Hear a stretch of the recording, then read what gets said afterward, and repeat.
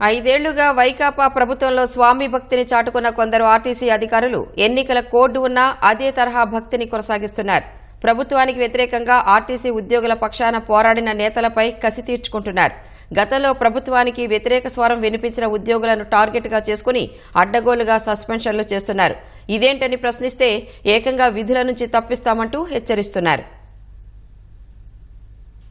వైకాపాకు వీర విధేయులుగా ఉన్న కొందరు ఆర్టీసీ అధికారుల తీరుతో ఉద్యోగులు అష్టకష్టాలు పడుతున్నారు.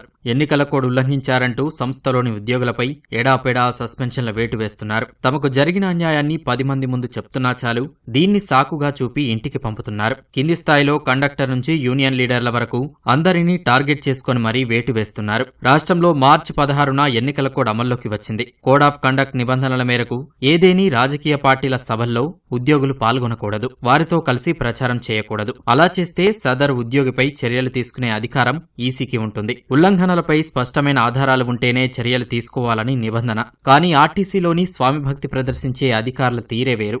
ఏలూరు జిల్లా ఆర్టీసీ అధికారులు ఎన్నికల కోడ్ పేరు చెప్పి టార్గెట్ చేసుకున్న ఉద్యోగ సంఘాల నేతలు, సిబ్బందిపై వేటు వేశారు.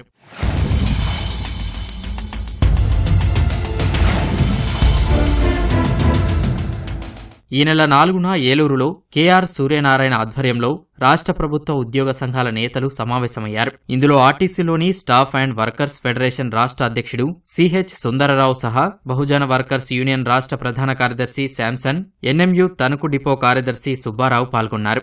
దీన్ని తప్పిదంగా భావించిన ఏలూరు జిల్లా ఆర్టీసీ అధికారులు ఆగమేఘాలపై వారిపై చర్యలకు ఉపక్రమించారు. 3 యూనియన్ నేతలకు ఛార్జిషీట్ జారీ చేశారు. తాము వేదికపైకి ఎక్కలేదని, మీడియాలో ప్రసంగాలు చేయలేదని వివరణ ఇచ్చినా అంగీకరించలేదు. ఈ నెల 9న ఏలూరు డీపీటీఓ అధికారి కార్యాలయంలోని అకౌంట్స్ ఆఫీసర్ సంతకం చేసి సస్పెన్షన్ ఆర్డర్ జారీ చేశారు.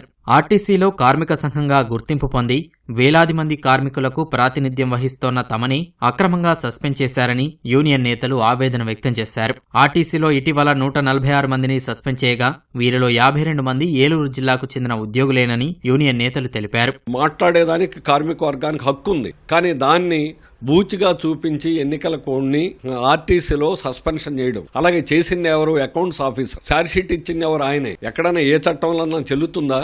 ఇందులో అక్రమమైనటువంటి పద్ధతిలో యాజమాన్యం ఆర్టీసీలో సస్పెండ్ చేస్తే, భయపెడితే, ఆ రకంగా భయాందోళనకు గురి చేసి ప్రజాస్వామ్యం లేకుండా చేయాలని, ట్రేడ్ యూనియన్ హక్కులు లేకుండా చేయాలని ప్రయత్నిస్తున్నారు. ఇది వాళ్ళ తరం కాదు, ఇది పద్ధతి కాదు.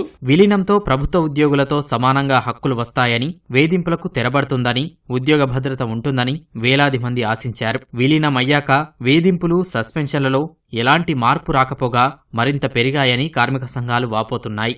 కాండక్ట్ రూల్స్ పేరిట ఈ అక్రమ సస్పెన్షన్లకి యాజమాన్యం తెరదీసింది. ఇది సరైంది కాదు. ఇప్పుడు రాజ్యాంగంలో ఉన్న హక్కులు ఉద్యోగులకు వర్తించవా? ఈ రోజుకి కూడా ఏనాడో బ్రిటిష్ కాలంలో ఉన్న సర్వీస్ కండిషన్ని మన రాష్ట్రంలో అమలు చేస్తూ ఉన్నారు. ఉద్యోగ సంఘాలన్నీ కూడా ఎప్పటికైనా ఆలోచించి బ్రిటిష్ కాలం నాటి సర్వీస్ కండిషన్లు ఏవైతున్నాయో వీటన్నిటిని రద్దు చేసుకోవడం కోసం ఐక్యంగా పోరాడాల్సిన అవసరం ఉంది. ఆర్టీసీలో కార్మిక సంఘాల నేతల సస్పెన్షన్పై All India Transport Workers Federation ఆగ్రహం వ్యక్తం చేసింది. అక్రమ సస్పెన్షన్లు ఎత్తివేయాలని ఆర్టీసీ ఎండీ ద్వారకా తిరుమలరావుకు సంఘం ప్రధాన కార్యదర్శి లక్ష్మయ్య లేఖ రాశారు.